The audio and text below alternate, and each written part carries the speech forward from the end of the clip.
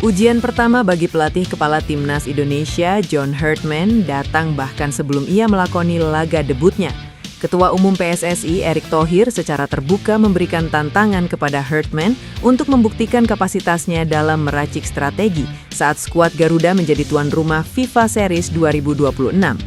Turnamen yang akan digelar di Stadion Utama Gelora Bung Karno pada 27 dan 30 Maret ini memang menjadi tolok ukur ideal bagi era baru kepelatihan Herdman.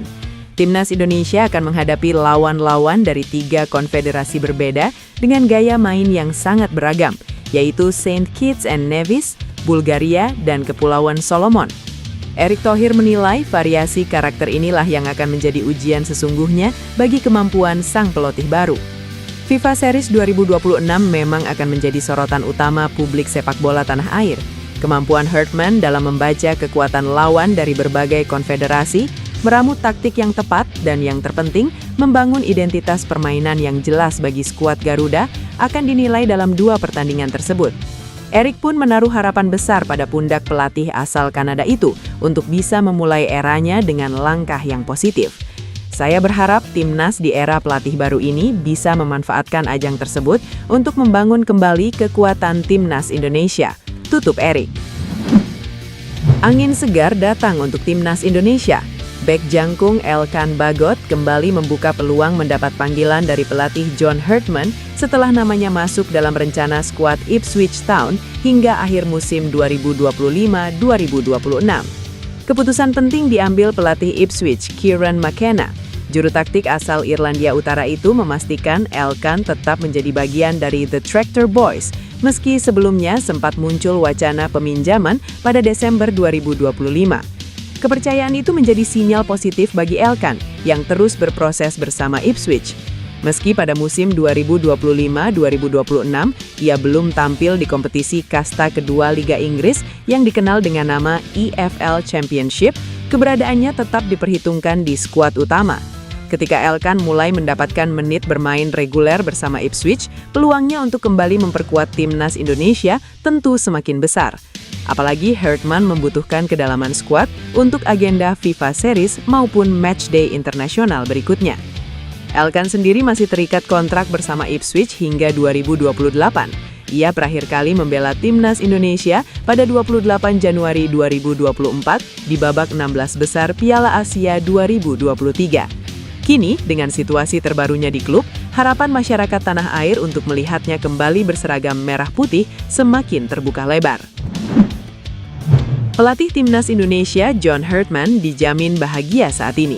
Sebab the next Sergio Ramos yang bermain untuk PEC Zwolle, Tristan Guyer, terbuka membela timnas Indonesia. Dibilang sebagai the next Sergio Ramos karena Tristan Guyer fasih bermain sebagai fullback kanan dan back tengah, plus rutin mencetak gol. Dalam 2 pekan terakhir, Tristan Guyer rutin mencetak gol untuk PEC Zwolle. Total dari 15 pertandingan Eredivisie 2025-2026 bersama PEC Zwolle, Tristan Guyer mencetak 3 gol. Jika terus tampil apik bersama PEC Zwolle, hanya masalah waktu Tristan Guyer menjadi pemain andalan klub aslinya, Ajax Amsterdam. Dalam 2 musim terakhir, Ajax Amsterdam menyekolahkan Tristan Guyer ke PEC Zwolle.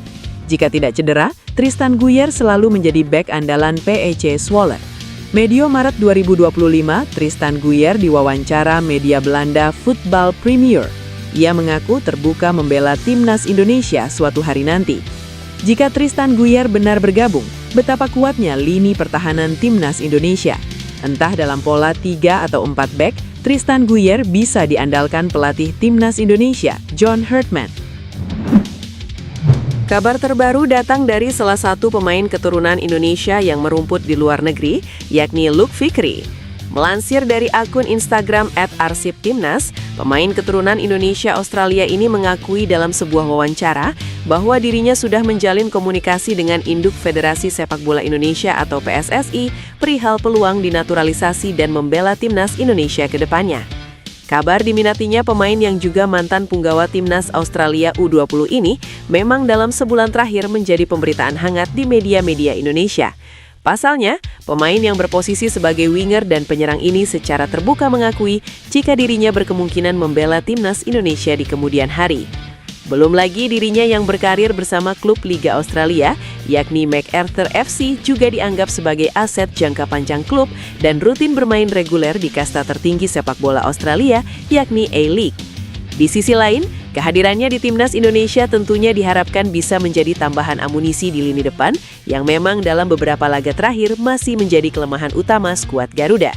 Jika nantinya Luke Vickery memang jadi dinaturalisasi dan membela Timnas Indonesia, tentunya hal ini merupakan sebuah keuntungan bagi skuad Garuda ke depannya. Melansir dari laman transfermarkt.com, selain masih berusia cukup muda yakni 20 tahun dan bisa menjadi aset jangka panjang, hadirnya Luke Vickery bisa menjadi opsi di sektor winger Timnas Indonesia nantinya. Kabar buruk menimpa John Hartman jelang debut bersama Timnas Indonesia saat turun di FIFA Series 2026 pada 23 hingga 31 Maret 2026. Dibilang kabar buruk karena 3 pemain Timnas Indonesia, Pratama Arhan, Marcelino Ferdinand, Asnawi Mangkualam mengalami cedera. Marcelino Ferdinand mengalami masalah hamstring dan diperkirakan pulih awal April 2026. Saya habis operasi 1 bulan lalu dan harus menjalani pemulihan 4 bulan, kata Marcelino Ferdinand. Asnawi Mangkualam yang berstatus kapten Timnas Indonesia di bawah asuhan Shin Tae-yong tampil gemilang bersama sang klub musim ini, Port FC. Dari 17 penampilan musim ini, Asnawi Mangkualam mengemas 2 assist. Sayangnya, Asnawi Mangkualami cedera tendon Achilles baru-baru ini. Ia pun menjalani operasi lutut dan dipastikan absen hingga akhir musim 2025-2026. Nama terakhir ada Pratama Arhan. Mantan pemain Suwon FC ini mengalami cedera lutut dan baru saja selesai menjalani operasi. Meski belum diketahui kapan akan pulih, kecil peluang Pratama Arhan comeback saat Timnas Indonesia turun di FIFA Series pada 27 dan 30 Maret 2026. Sebab seorang pemain membutuhkan waktu untuk pulih 4 hingga 6 bulan setelah menjalani operasi lutut. Angin perubahan besar tengah berhembus di tubuh Timnas Indonesia. Setelah kegagalan pahit di putaran keempat kualifikasi Piala Dunia 2026 zona Asia bersama Patrick Kluivert, skuad Garuda kini resmi memulai lembaran baru di bawah komando taktis pelatih berpengalaman John Hartman. Menariknya, era baru ini kemungkinan besar akan langsung dipersenjatai dengan amunisi mematikan di lini depan. Sosok tersebut adalah Dean Zandenbergen, striker tajam yang kini merumput di kasta kedua Liga Belanda bersama VVV Venlo. Nama Dean Zandenbergen mendadak jadi buah bibir karena performanya yang sedang on fire. Bayangkan saja, penyerang 24 tahun ini telah mengemas 6 gol dan 3 assist dalam 25 laga kompetitif musim ini. Angka tersebut berbanding terbalik dengan Ole Romeni yang masih kesulitan menemukan sentuhan emasnya di Oxford United dengan catatan nihil gol dalam 14 pertandingan. Dean sendiri memiliki ikatan emosional yang kuat dengan tanah air melalui neneknya yang berasal dari Depok, Jawa Barat. Dalam sebuah wawancara, Dean Zandenbergen secara terang-terangan menyatakan minatnya untuk memakai seragam merah putih. Banyak pemain keturunan Indonesia dan mereka memilih untuk bermain dengan Timnas Indonesia.